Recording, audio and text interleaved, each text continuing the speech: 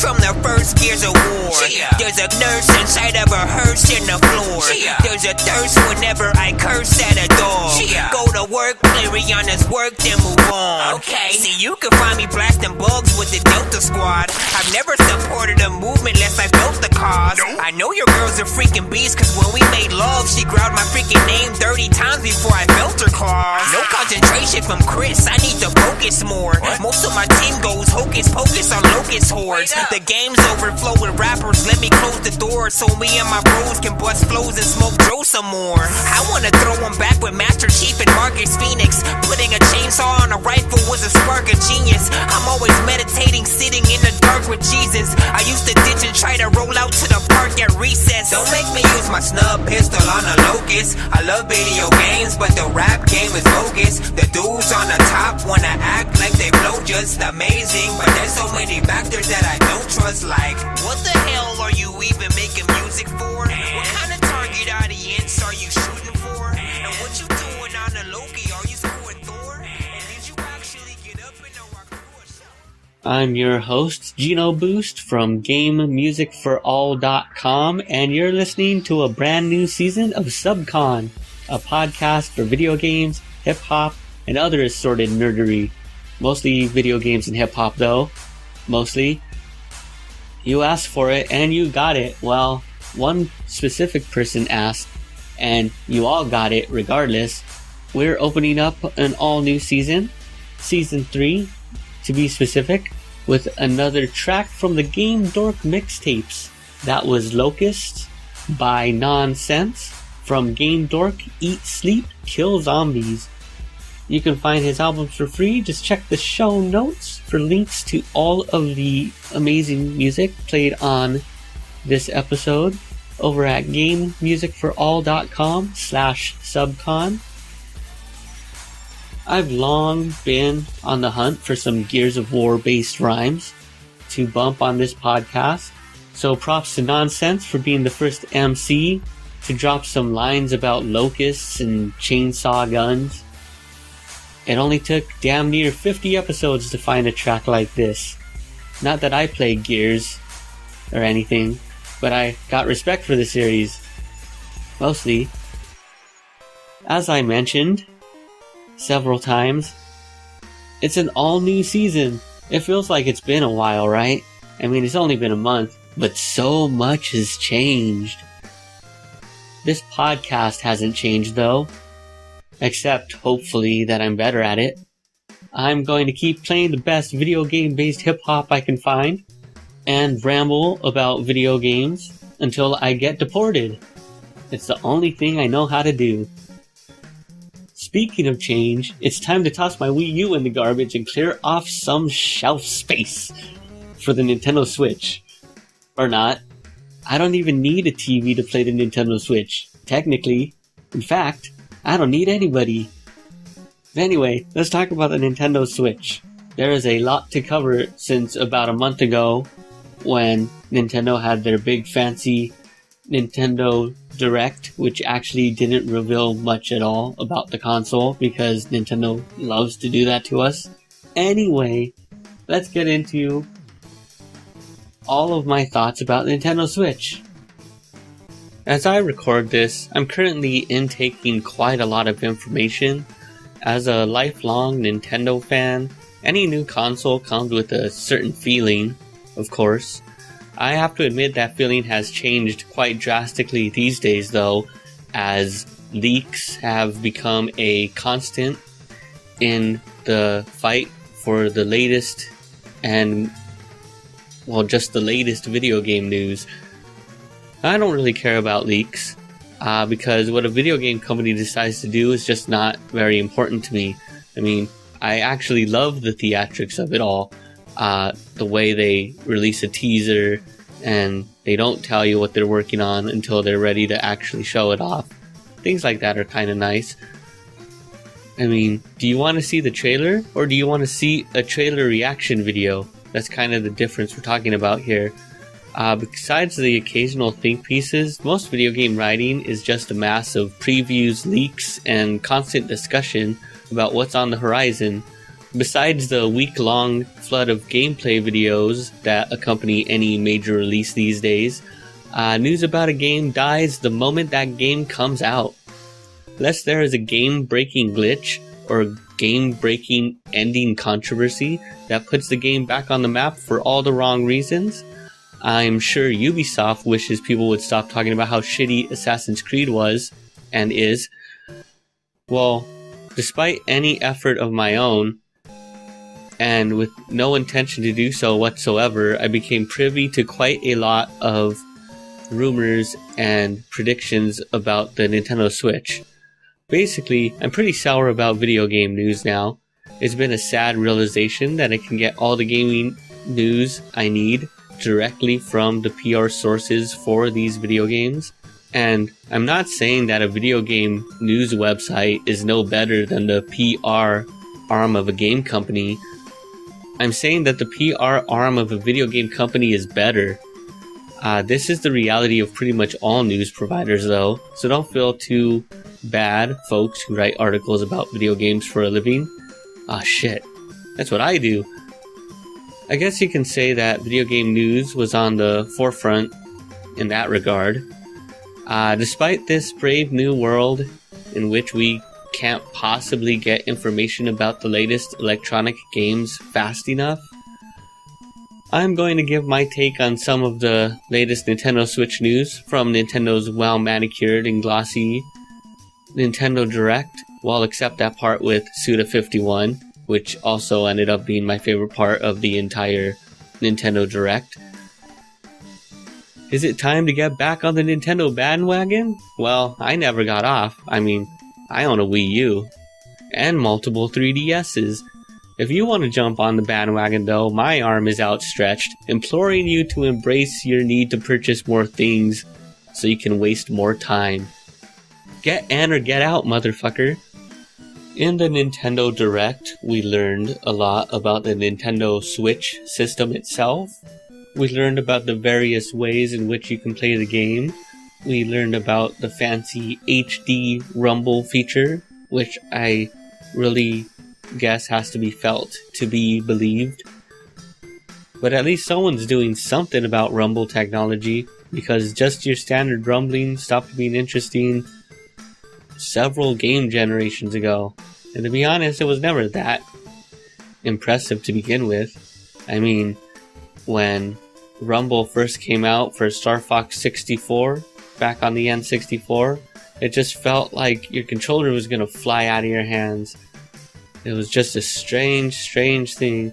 And then it got a little fancier when the DualShock for the PlayStation had its own Rumble Pack built into the controller, which gave it a more vibrant feel. But let's be honest, Rumble controls are not really that great at all. Except maybe as like a buzzing reminder that you're playing a video game still. Or for a QuickTime event, but QuickTime events by their very nature are terrible, so making a terrible thing less terrible is still pretty terrible. So I have a few questions about the system though.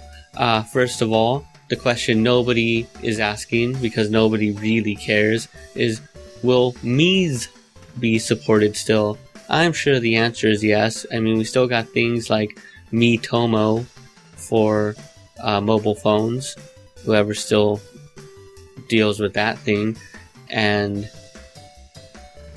I assume that the upcoming Mario Kart 8 Deluxe will still have unlockable Mii costumes. And if many people get their wish and Smash Bros gets a release on the Nintendo Switch, I really need to be able to transfer all of my Mii characters onto that version of the game. So let's dig deep and talk about Nintendo's online services for the Nintendo Switch. And surprise, surprise, they were very vague about it, but did give us a handful of details that cause a great amount of pessimism in me. We learned that, yes, Nintendo will be switching to a paid service, much like Xbox and PlayStation do with their respective systems. We also know that this service will not begin charging until near the end of this year, 2017, which definitely means that Nintendo's online services will not be fully functional at launch. Now calm down, because that's okay. I don't think any modern console in a long time has been good to go on initial launch day. We need a lot of angry customers to give feedback about what's wrong with the system's UI, and then we'll get a couple of user interface updates. Maybe they'll be able to shorten load times a little somewhere down the line, add a few features and functions, and hopefully by the time they launch their online service in late 2017, they'll have their act together. Unfortunately, this is Nintendo, and we're talking about online services from Nintendo, which means they will never, ever have their act together, especially in comparison to the online acts of Xbox and PlayStation. One thing we have been able to learn is that we will get rotating offerings of classic Nintendo games available to download. I say download free, but you're paying monthly for the service. So as long as you're paying for the service, you can download one NES game and one Super Nintendo game, which may contain NetPlay. Now the NetPlay is pretty sweet, and I'll get to that in a moment, but is that really it? I mean, I know you don't want to promise the moon, Nintendo, because you probably haven't even started working on your online services yet, but is that really all you're going to give us? Is one NES game and one Super Nintendo game? Even if it has NetPlay, which is something that has existed on emulators for like 15 or so years, and I'm sure that this quote-unquote NetPlay you're offering is going to be being able to take turns playing Super Mario World and not being able to play through Contra 3 together or anything really cool like that. Although, if I could play Super Mario World with a friend and we could use voice chat, that would actually be enough to impress me, considering this is Nintendo's online services we're talking about. But the problem is, an NES game? You're gonna give us one NES game and that's supposed to last us a whole month? Like I haven't already beat Super Mario Brothers 1 or 2 or 3 100 times already? And bought it several times already, in fact. Like, to start, I think anyone that subscribes to Nintendo's online service should just have indefinite access to at least the 30 games that come packaged in the NES Mini.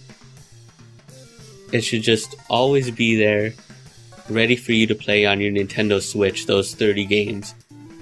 That alone would be a pretty good start for this online service. It's not going to happen, of course. They're going to give us one a month. So 30 is pretty much asking for 1 million, it feels like.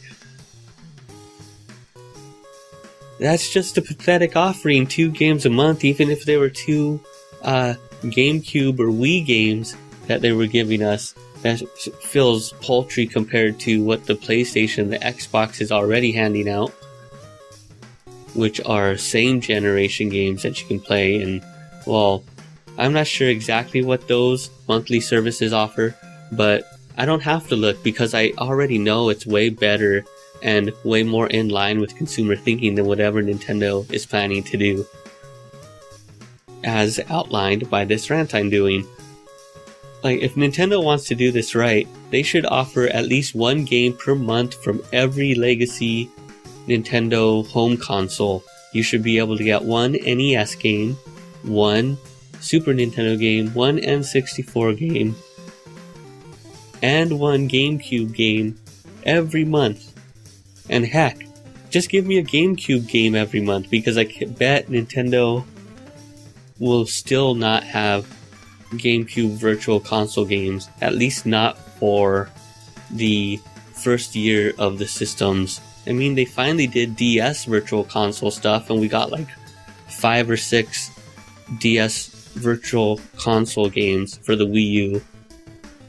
Thankfully, Advance Wars DS was one of those handful of DS Virtual Console games. But since the Switch is coming out, now I gotta wait for Advance Wars Dual Strike to come out again on the Virtual Console.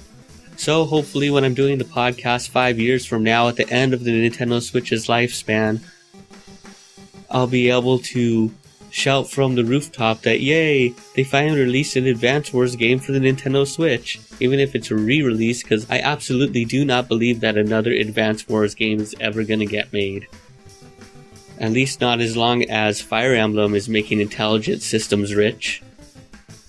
But let's move on, because maybe you're not quite the pessimist I am, and you do have hope for Nintendo's online services. They got a couple months to figure it out, but like I said, I don't have high hopes, and I'm sure a lot of people are going to be big ol' naysayers about it as they wait for online services to work. As long as I could go online when Mario Kart 8 Deluxe drops, then it's all good.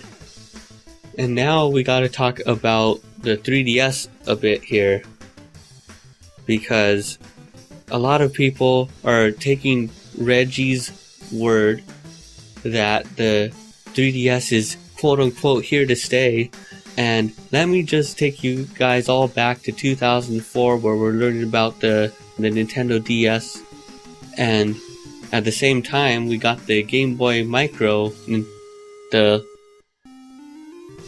suddenly collectible last gasps of the Game Boy line of game systems. And Reggie, the new Nintendo higher up at the time, said, hey, we're still making the home console GameCube, and we're gonna be making this awesome new DS, and we're still gonna be making the Game Boy. It's like our 3 pillars, and none of them overlap with each other. But the Nintendo DS took off and became one of the greatest selling systems of all time, and we never heard from the Game Boy again. And I think it's going to be a similar fate for the 3DS, even though Reggie and other Nintendo higher-ups are all saying, no, Switch is a home console. Don't throw your 3DS in the garbage, because the 3DS is still great and we still have lots of games coming out for it. And I'm sure if anyone cared to ask them about the Wii U, they'd say they have lots of great games coming out for that still too. For the 10 people that own one. Because that's what they have to do. They still have 3DSs to sell. They're not going to just say, no, don't worry about buying no 3DSs because there's no more games coming out for it. Just let all our leftover 3DS consoles rot in the dump. Because the Switch is taken over. So, okay, what was I saying? So if the Switch does take off, of course they're not going to be bringing up the 3DS. They're just going to let it slowly fade away, the same way the Game Boy did. And hopefully no one brings it up again, just like I brought up the 3 pillars he talked about earlier. Because I remember everything. Especially the lies that the corporate stooges tell us. That was a little harsh. But they are technically corporate stooges. I guess you could say something nicer than stooges. I don't think stooges is that offensive though. Anyway. Alright, the 3DS ain't gonna be around much longer. And that's okay, because we're gonna get some awesome 3DS-esque games, I hope. Maybe we'll get another Theatrhythm sequel. Fingers crossed for a Chrono Trigger one, because you know how Squaresoft loves their money. I mean Square Enix. Square Enix loves their money. Probably a Professor Layton sequel. Hopefully some nice platforming games, like a Mario and Luigi. Certainly not getting an Advance Wars, so I know that. Oh yeah, and how are amiibos gonna work? It looks like Nintendo stopped caring about amiibos again. Well, they still release amiibos, but like, they don't seem that interested in telling us about it anymore. Like before, they kept saying amiibos this and amiibos that. Like every Nintendo Direct would be like, oh, plus check out all these new amiibos that are coming out. And now it's like, there's some amiibos with this game, whatever. We're not really thinking about it anymore. Alright, so now let's talk about the games. I have a big old list of the games we gotta run down that I wanted to talk about. We'll kick things off with Ultra Street Fighter 2, which seems to be a update to Super Street Fighter 2 Turbo HD Remix, aka the best street fighting game ever made since the original set of Street Fighter 2 games. And we get 2 new characters, sort of. I guess technically they're new characters if they take up a new spot on the character select screen.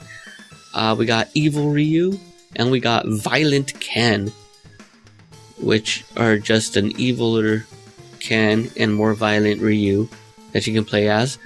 But either way, it's going to be awesome. You can play in both HD and classic settings, and as long as it's portable and the Joy-Con controllers have enough buttons to play a street fighting game, then it's always good to go. And that is a quality decision to make right there, because who doesn't want to play Street Fighter 2 Turbo HD Remix? I'm sorry, Super Street Fighter 2 Turbo HD Remix.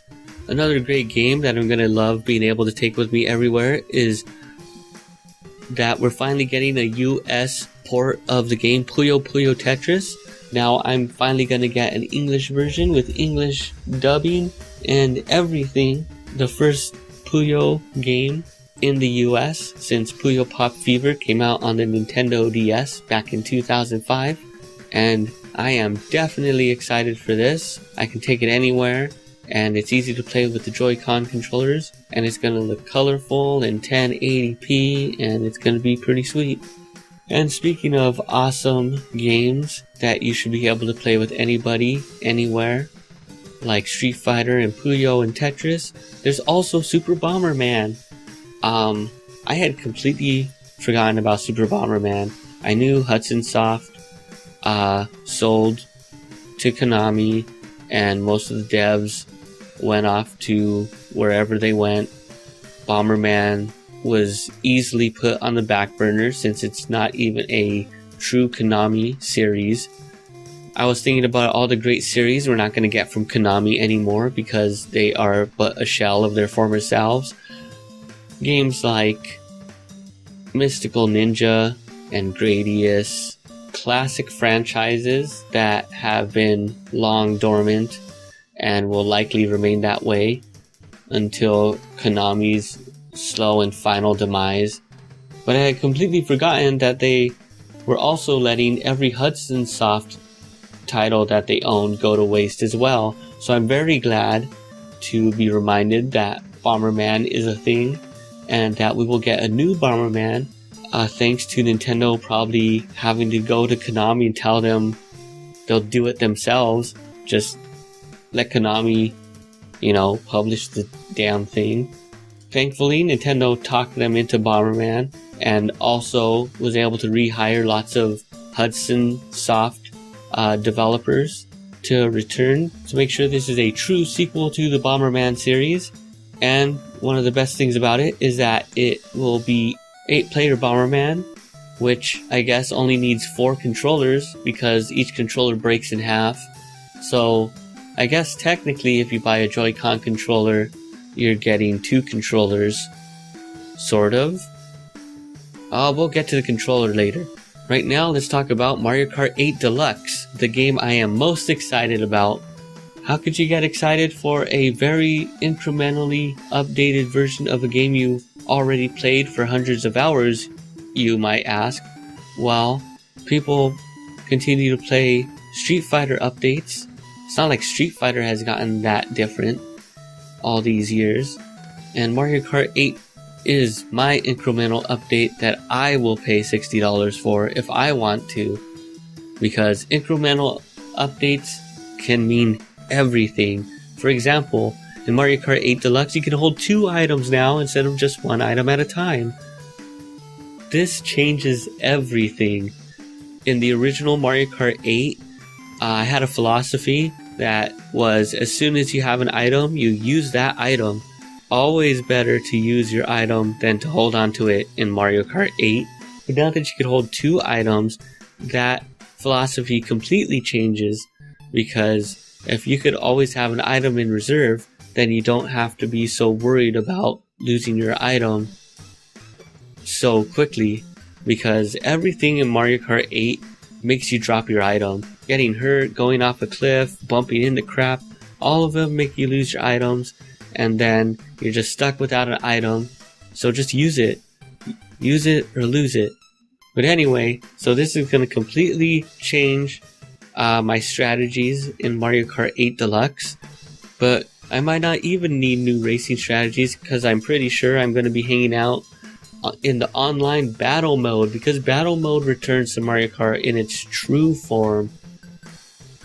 The full version of Mario Kart 8 Deluxe will have every single DLC track from the original Mario Kart 8 and the 2 DLC packs that came out for the game, which apparently adds up to 48 tracks. There will also be several battle mode tracks, I think half new ones and half classic courses. And we're also getting a new character in Splatoon. I assume, much like getting to pick different colored Shy Guys or Yoshis, we will also be able to pick which colored and which gendered Splatoon character. We've also got a few returning items, the Ghost, which lets you steal an opponent's item, as well as the Feather, which lets you leap high into the air and is often an incredibly useless item. But it's back. But it would be nice if we can get all of those amiibo costumes back, as well as hopefully amiibo costumes for several other amiibos that have come out since, like maybe those Breath of the Wild Link amiibos. Maybe that could change Link's costume. Just a thought. And I wonder if there's anything else about Mario Kart 8 Deluxe that they're not telling us about. I'm hoping for the return of 200cc races. I'm hoping for the return of multicolored Shy Guys that you can choose from. But I assume this is going to have all the stuff that you could have in Mario Kart 8, plus Battle Mode, plus Splatoon, and that's probably going to be it. It's not going to be fun having to unlock all the stuff again, I can tell you that. Man, there are a lot of games coming out to talk about. Next up is Super Mario Odyssey. The first thing you'll notice is Mario walking around next to regular human-sized humans, which looks very strange. It gives me a weird Sonic Adventure or Sonic 06 type of vibe. But otherwise, the game looks really great. You know, it's just Mario jumping around and crap, and that's fun as hell. I love making Mario jump on platforms and climb up other platforms and then jump off of another platform to land on another platform, and then there's a star at the end. Here we go! So, I'm obviously looking forward to it. I'm sure it's going to be a really fun game. It's just the vibe, man, from those regular humans. I guess since Mario is in New Donk City, and you can see what regular people look like. Man, Mario is definitely not from Brooklyn. That or like Mushroom Kingdom gravity really took a number on this guy. Because now he's like as small as a toad. He was probably a lot taller when he showed up. The Mushroom Kingdom has like 2 times gravity. That's why all the toads are so small. And that's why Mario is shrinking. Maybe the princess is just a princess because she's the only person that can withstand so much gravity. It's in her royal blood. What was I talking about? Alright, Super Mario Odyssey. It's gonna be pretty fun. It gave me a lot of Super Mario 64 vibes also. As much as I loved Super Mario 3D World, and especially loved Super Mario 3D Land for the 3DS, were really left to right type platforming affairs with, timers counting down and all that stuff.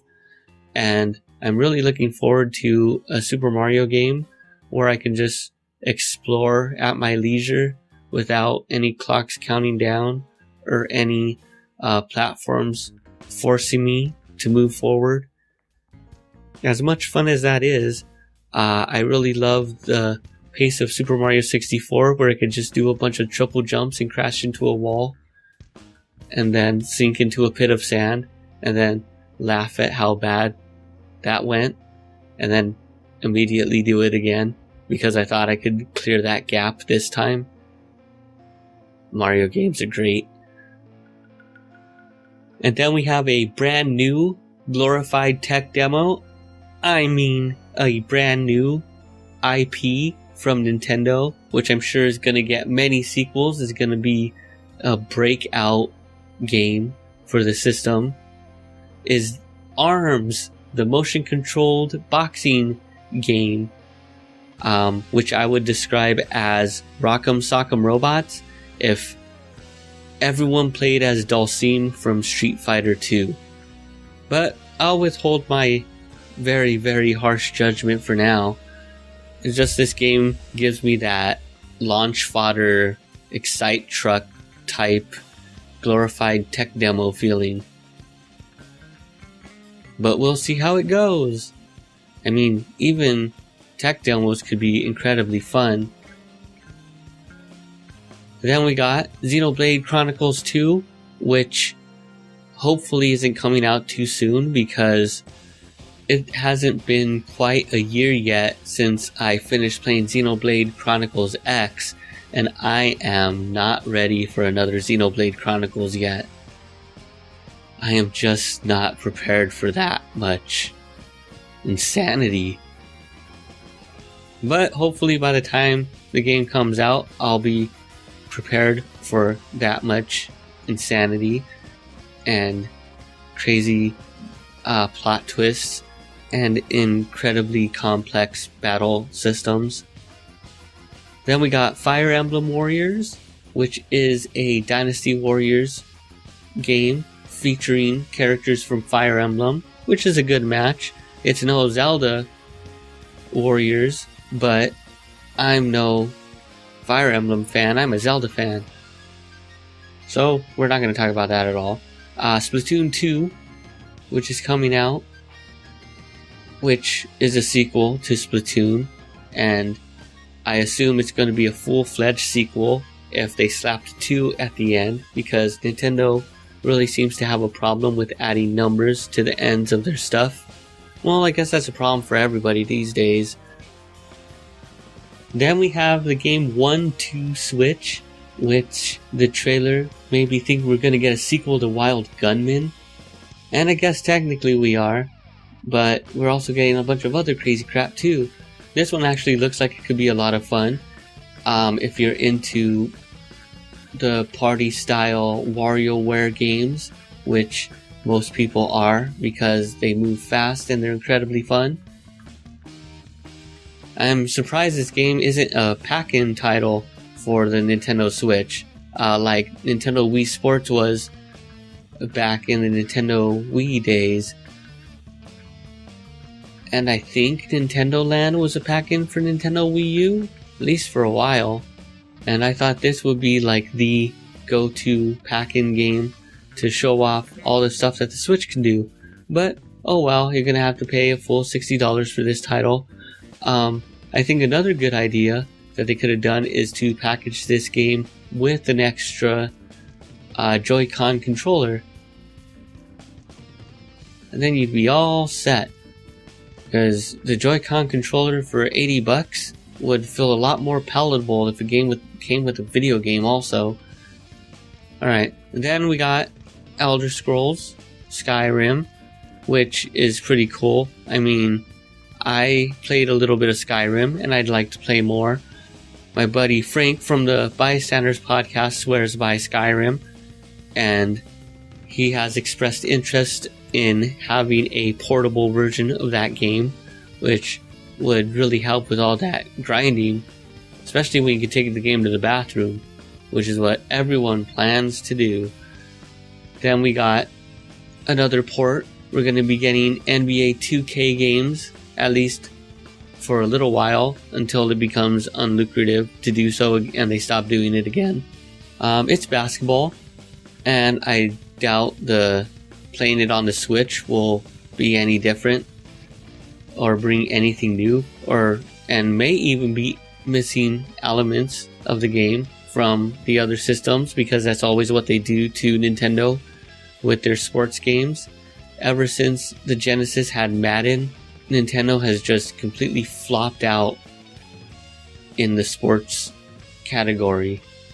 They tried a little while. They had Ken Griffey baseball and Kobe Bryant basketball back in the N64 and early GameCube days, and they were pretty good alternatives to the other sports games of the time. A big part of me does wish Nintendo would get back into publishing their own sports games, but now we live in a time where every sports game has exclusivity to their sport, so it ain't so easy to compete for sports licenses anymore.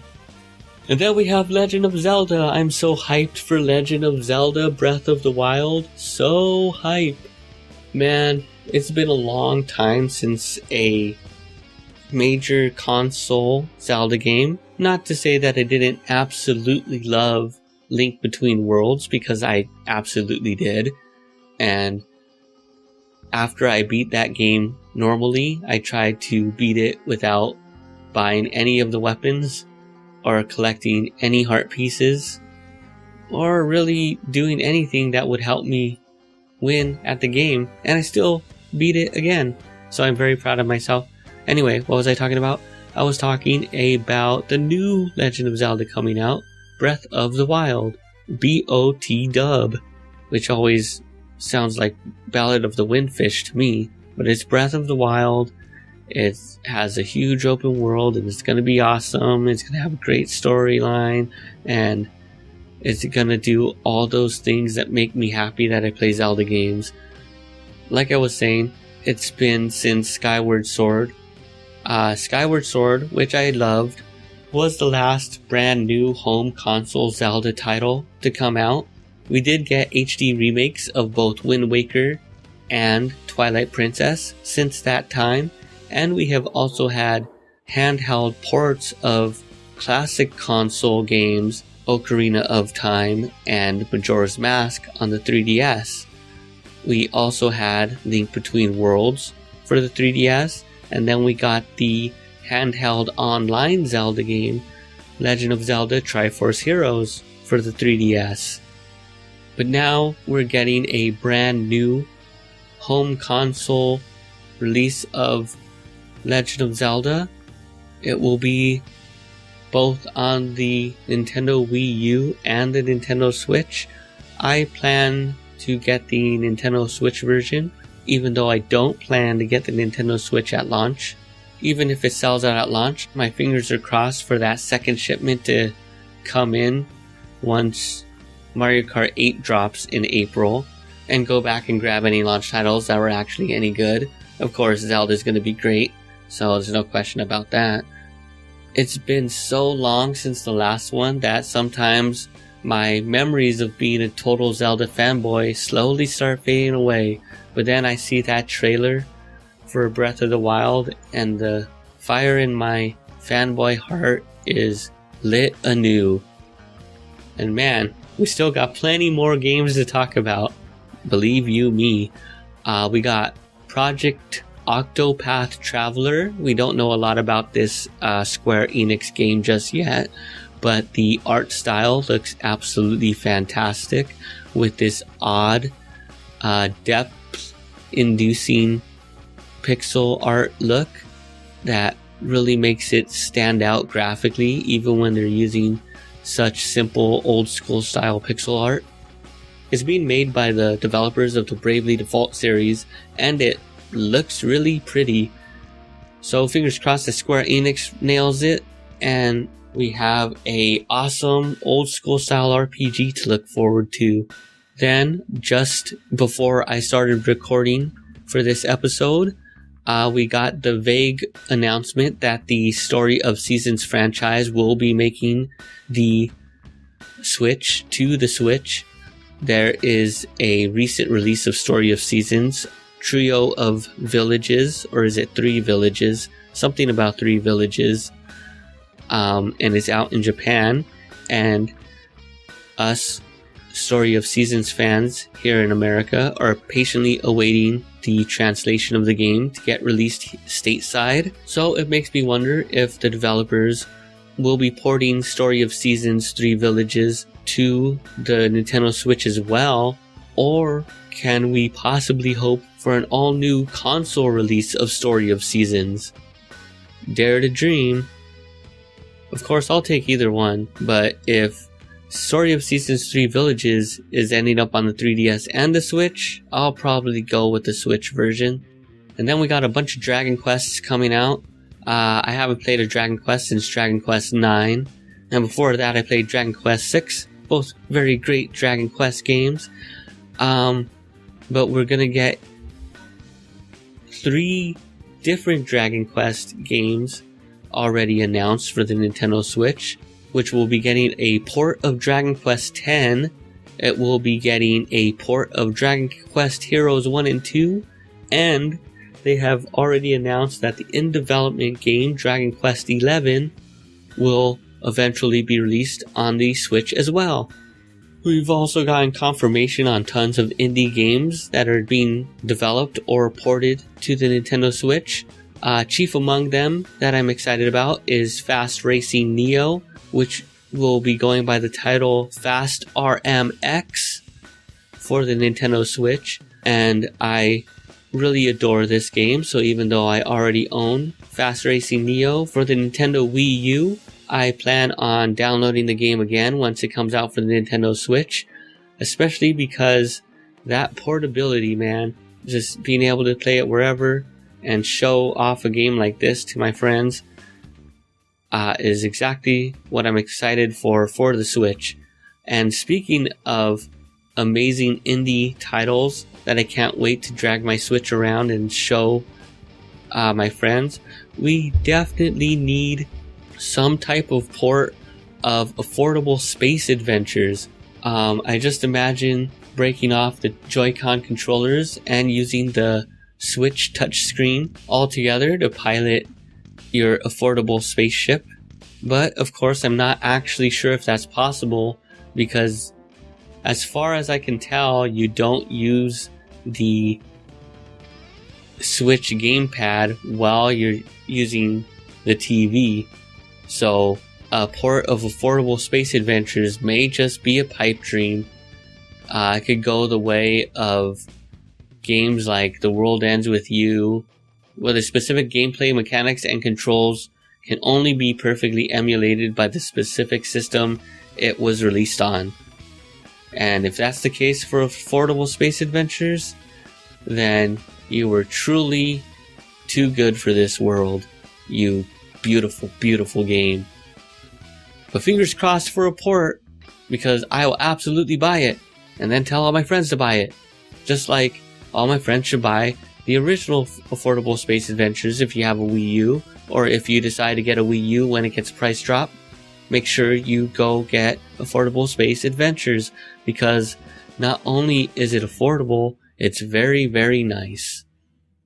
And to close out all the games I am going horse talking about, the announcement of the show for me was when Suda51 came out, started rambling like a crazy person, completely baffling the Nintendo Direct English translator and leaving us with very, very few details about the game. Luckily, an intrepid Suda51 or Nintendo fan took it upon themselves to properly translate what Suda51 was talking about.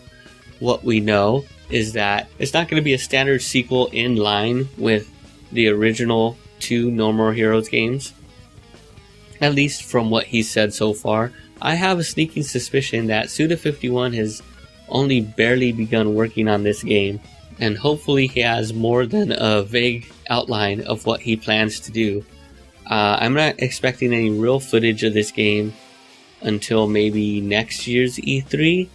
We might get like a trailer for this year's E3, but I don't expect to actually see any real gameplay for quite some time. Either way, I'm really excited for this game because Suda51 is one of my all-time favorite game developers, and he has announced that he will specifically be writing and directing this game, that it will take place in the world of No More Heroes, and that it will include involvement by different indie developers, which has me really confused and excited. In the Nintendo Direct, which I didn't understand the first time because of the translator and his bafflement at everything Suda51 was saying. Suda51 talked about how he spoke with lots of different indie developers and wants to bridge the gap between major developers and indie developers, which can lead to all sorts of speculation on how that would fit into the world of No More Heroes. Could Travis Touchdown have to fight characters from different video games? Could this game itself be some type of fighting game, even a wrestling game, as Suda made numerous references to wrestling in his Nintendo Direct speech? If you remember, No More Heroes 1 and 2 both had mini games that you can play between missions. No More Heroes 2 took it a bit farther by letting you play mini games in the style of classic video games. So I wonder that in this No More Heroes 3 that could be coming, could indie developers be developing the in-between games that you have to complete before you could take on your next assassin mission? Because that would be some pretty cool integration of indie games and major games. And I find this really fascinating too, because he announced not specifically that there will be a No More Heroes 3, but that Travis Touchdown was coming back. In older interviews with Suda51 after No More Heroes 2 had been released, they asked him about a No More Heroes 3, and he said he wasn't averse to the idea of coming back to the world of No More Heroes, but that if a No More Heroes 3 were to be made, he would prefer to have a new character in place of Travis Touchdown. So I wonder, is that still true?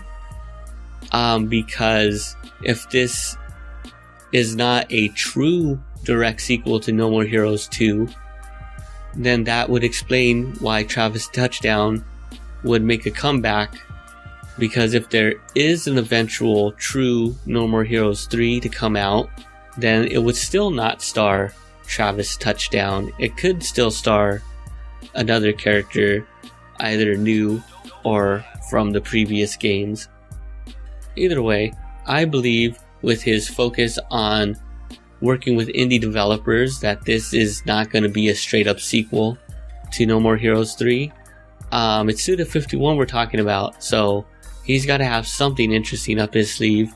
And if he's working with a lot of other developers, then this should be just very fascinating, just like everything else Suda51 works on. And that brings us to the end of all our video game talk. There's still a ton of other games, like I said, mostly a lot of indie games and third-party games like Lego whatevers that are getting ported to the Nintendo Switch, and I don't want to talk about none of that. I am so very tired of the comfortingly redundant takes on every console launch.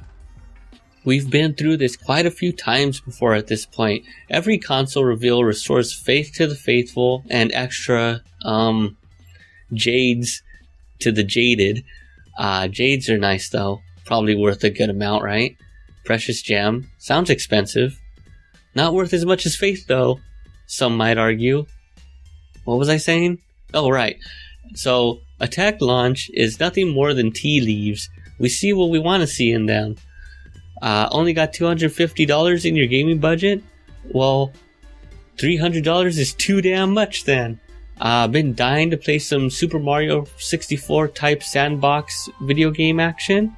Then get on board the epic new sandbox Super Mario hype train.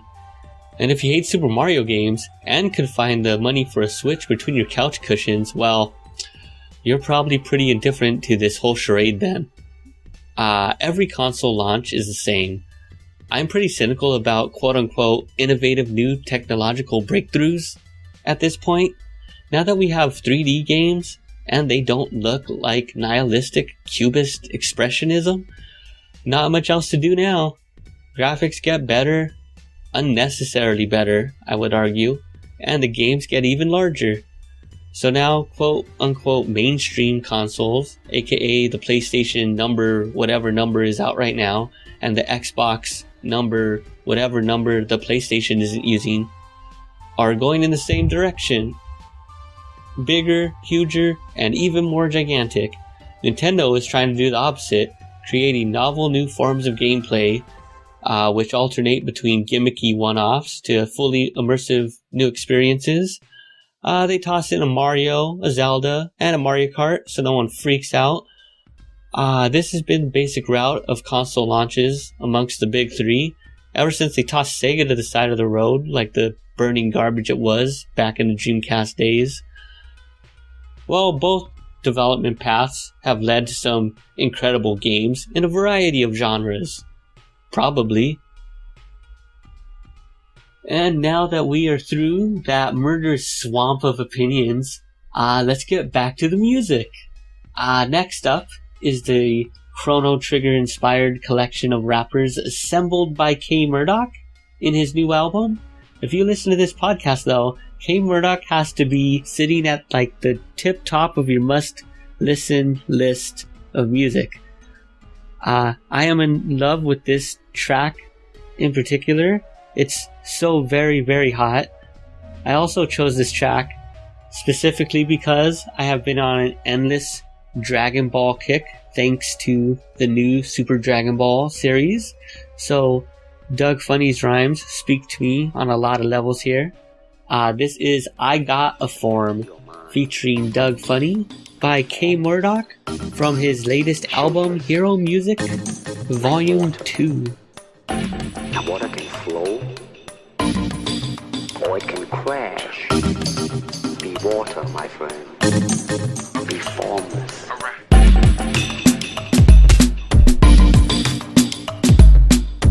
just wanna let you know something.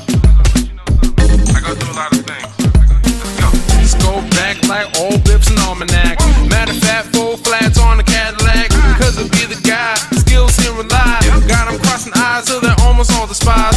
Come from the end of time, never stop my rhymes. You was disrespecting me, homie, now I got the time. So I handle that, man, handle that. Man, I'll battle you later, cause it's the form that raps. Yeah, I'm Specchio, dawg, you should know. Yeah, we met was in a different form before. God, I'm saying, oh, like a Rufio. Old tech, still playing cats like a Casio. They don't even know about the things that I've seen. Wanna battle me, better get a better team. Cause I dream devour, turn the world sour. And I'll train you up to the final hour. Wanna battle me, dude? I got a form for that. Wanna Netflix and chill? I got a form for that. Wanna break up the grill? I got a form for that. Yeah, got a form for that. For real, got a form for that. Wanna battle me, dude? I got a form for that. Wanna Netflix and chill? I got a form for that. Wanna break up the grill? I got a form for that. Yeah, got a form for that. For real, got a form for that.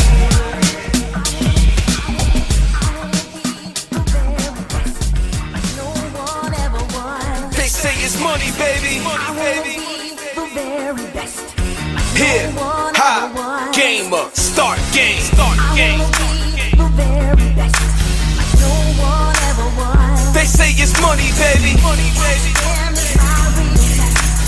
Here, ha, game up, start game. Ever felt that the cards you dealt was designed for the blind, so you can't see yourself in the work you are with someone else? You can never catch a break cause you broke yourself. Wake up, where your heart at? I'm from the hood, my dude, you know we fight back. Battle anybody that say they don't like rap. It's the only thing we got, cause we got it like that. Show love to everybody, the haters and all that. Play video games, the way unite cats. Call me hip-hop, gaming, the best of beyond that. Do you listen to the lyrics? I'm killing this contract like whoa. Do you feel it? Or can you believe it? You see my tongue is like a sword and I'm slicing all of my demons. You see,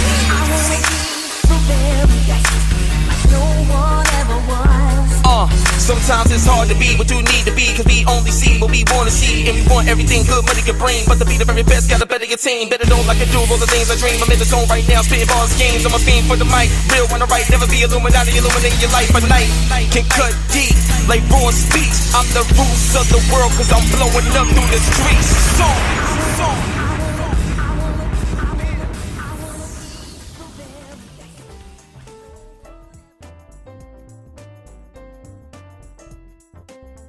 Welcome back. You just heard a track I found over on DatPiff, a difficult to navigate website that is hiding plenty of video game inspired hip hop tracks, like this track by Money Malls Beats featuring Hip Hop Gamer called The Very Best from All-Star Video Game Instrumental 2. Money Malls Beats made 3 albums full of a seemingly random assortment of video game beats and mashups. I expect more from him in the future. Check the show notes, gamemusicforall.com/subcon, and go grab those albums as well. Like I said earlier, Advance Wars DS is finally on the Wii U Virtual Console. It's finally here, but who cares? Because it came out like a week after Pokemon Sun and Moon came out on the 3DS, so I've been stuck on Pokemon from the moment it came out to right now, and probably a few weeks into the future. And then it's just recently been announced that Story of Seasons Trio of Towns drops on the 3DS at the end of February. So I'm going to get off of one addiction and just hop right on the wagon with Story of Seasons. I'm going to be knee deep in farms and vegetables and cow milk, hurricanes, and bachelorettes through most of March. And of course, March brings the Switch release, and then once I have the Switch in my hands, I want to have Advance Wars DS on the Nintendo Switch. Who cares if it's on the Wii U? I mean, sure, I have the original portable version for the Nintendo DS, and I also have a version on the Wii U if I ever want to play it on a big screen, but I don't have the ability to do both of those at the exact same time on the exact same console. So get to work, Nintendo. If I can't be satisfied, neither can you. I'm being kind of passive-aggressive, I guess, because of course what I really want is an all-new Advance Wars title, but considering Nintendo just announced like 15 more Fire Emblems, that's probably not going to happen anytime soon. But let's forget about all that and how the release of the Wii U Virtual Console did nothing except ruin the end of my Advance Wars retrospective. Well, not really, but you should read it to find out. So let's get into some website updates. This is the beginning of a new season and a new year, and there are so many updates to talk about. So here's some things you can expect from me through 2017. As you should know by now, the SUBCON podcast is posted every other Wednesday, and after my brief hiatus through January, that schedule shall resume. Lucky you. Of course, you can read 2 video game music album reviews by me every single week. You can look forward to those every Tuesday and Thursday on GameMusicForAll.com. And every month, you can expect a feature-length comedy article dedicated to whatever video game I've been thinking about lately. And if you head over to youtube.com/GameMusicForAll, you'll catch a brand new video from me every single month. And my other podcast, the Bystanders Podcast, will also resume posting every other Saturday, starting the Saturday after this Saturday. And one more thing I'll be doing every month, because as you can tell, I have begun to talk far, far more often on this podcast. So for those of you who actually do want to go back to the simpler days of a few liner notes and a lot of music, that's why I've created SUBCON mixtapes. The first one is out right now. If you head over to gamemusicforall.com/badbuffalomix, or just search for the Bad Buffalo Mix on YouTube or SoundCloud, I'm sure you'll find it.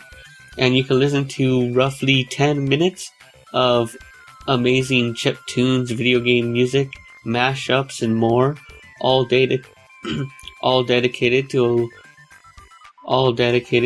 Earthbound and Final Fantasy and a few other 16-bit RPG classics. So once again, make sure you head over to gamemusicforall.com/badbuffalomix. And you can look forward to a brand new SUBCON mixtape at the beginning of every month.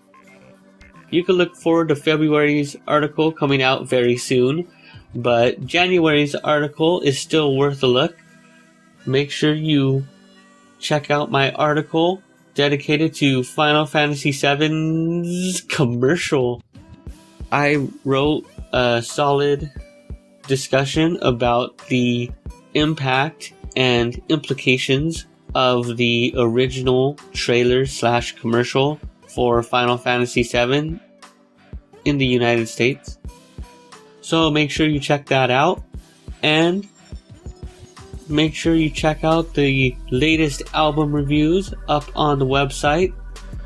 Check out articles about these albums: La Fantastica Dystopia del Hombre Pez by Bagre, Memory Card by Back Alley Cat. I talked about Who Loves the Sun by J. Arthur King's band, Blasters and Daggers by Super Mad NES, who I actually got to see perform live recently, so I'll be talking a lot more about them in the future. The debut EP by AC Means, Meet the Light. And I did a lengthy review of the debut studio album by the Runaway 4, their latest album, Chaos Theater. And we've kicked off what I like to call Temp Sound Solutions Tuesdays, which is when I talk about some great Temp Sound Solutions music on the last Tuesday of every month. And we kicked this celebration off with 6-5B by CNS Stock Reports. I also talked about the World 1-1 compilation out of Chile by Pixel K-Murodck. And right before this podcast goes live, I should have a post up about K-Murodck's amazing new album, Hero Music Volume 2, which of course I play on this episode. So man, K-Murodck's everywhere. If you've been subscribed on YouTube, you'll also notice that I've been uploading classic clips from the SUBCON podcast up on YouTube. So if there's actually some reason you want to go back and hear me talk about anything, you could hopefully find a clip being posted soon up on YouTube. And if there's actually some clip you think should be up on YouTube, or I actually do something interesting and not just, this, then let me know and I'll try to get it up there. And if you want to see me attempt to do this live with all the incredibly numerous foils and fumbles, you can catch me on Twitch. I'll be live streaming at some point on the 24th of February. So make sure you're following me on Facebook or Twitter to get a more specific date nailed down. If there's a time that works for you, I'm all ears. But that's enough about me. I talked over some really great music this week. So make sure you check the show notes and check out all of this wonderful music you've heard on this week's episode. A lot of it is free to stream. A good chunk of it is free to download. So just hit up those links, check them out on Facebook and SoundCloud and like them on there. Tell them Geno Boost sent you. If people like to tell other people who sent them to those people or something. So let's get into the background music. First up, we heard Punch Out by Money Mall's Beats from All-Star Video Game Instrumentals. Next up, we heard the entirety of 1-31-17 by CNS Stock Reports. That CNS Stock Reports album was an epic Nakamura tribute. Rest in peace, Nakamura, the founder of Namco, which means he had a hand in creating innumerable classic games. And be sure to look out for my review of this on a future Temp Sound Solutions Tuesday, of course. As always, make sure you check those show notes at gamemusicforall.com/subcon. Next up, we heard Battle Royale by Runaway 4 from their latest album, Chaos Theater. And then we heard another new beat from a new mixtape by Doughboy the producer. That track is Donkey Kong Country 2 Hip Hop Beat. Then we heard a classic from the CRW album Video Game Remixes. You gotta love those straight to the point album titles. That was Kai Highway. And when we came back from the break, we heard Todofunksky. You and Todovsky create exquisite music. And that was a remix of Super Mario RPG music by Johan Turpin, which you can find on the latest OC Remix compilation, which, yes, is a tribute to Super Mario RPG, known as Super Mario RPG Window to the Stars. Not the name I would go with for a Super Mario RPG compilation. And then we heard another great track from that compilation. This one was by Gario, and it was called Nimbus Can Wait, which is a remix of Let's Do the Fluff Fluff. After that, now that everyone has finished Final Fantasy XV, I've finally been able to find at least one Final Fantasy XV remix. This is known as Final Fantasy XV Ballad by Money Mall's Beats from his album All-Star Video Game Instrumentals 3. And to slow things down and close out the show, we are hearing another track by SUBCON favorite Tud, aka Mr. Sonic 699. That was Crystal Gate. And to end the show this week, we're going to be hearing the credits theme to Super Bomberman 2, composed by Yasuhiko Fukuda. But before we get into that, the final track is by an artist I discovered late last year and mentioned my hopes for new tunes from Frivolousshara in this new year. Well, it didn't take long for her to drop a vibrant new single that gets me plenty hyped to sit down and prepare for a whole new year of podcasting. Be sure to check out the show notes for a link to the track on SoundCloud. Thanks for listening to another SUBCON podcast. This is New Year by Frivolousshara. Honestly growing impatient, there's no hesitation, just musical adoration. Since that kid in the basement making beats on a MIDI piano on the floor, yes, that heat is my bro. God bless his soul, he's the greatest guy I know, and he's also doing shows from family smiles to making family smile. We're on a bigger platform now, artistically styled. Crazy today, I took it serious, rapping with my older cousins, it was so hilarious. I would get the words wrong, but felt so gregarious. It's coming from the shy girl who lives so vicarious. 2004, my love for hip-hop was completely sustained and it will never stop.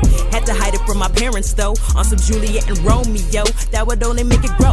Lil' I rock when the fans home, chingy when the fans gone, you know how it goes on. If you had strict parents like mine, the music taste allowed me to shine. Dad in the jazz, mom in the soul, sister R&B and rapper, brother classical, and me, rock, rap, metal, electronica, yo, everything you know. Ain't gotta wait a new year to make a new change. If it's tired of doing the same dang thing, today is your day, you gotta branch out, shake it up until them leaves turn north-south. Ain't gotta wait a new year to make a new change. If it's tired of doing the same dang thing, today is your day, you gotta branch out, shake it up until them leaves turn north-south. Oh yeah.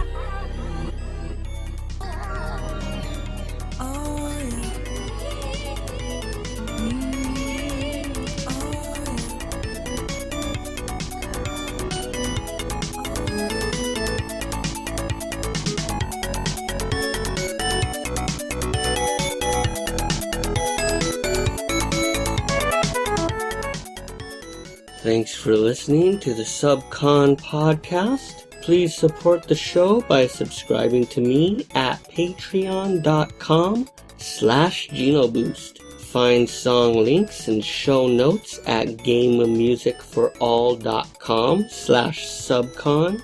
Follow me on Twitter at GenoBoost and Instagram at RetrobitsLA. And of course, you can find the latest video game-based albums at gamemusicforall.com. You're now leaving SUBCON.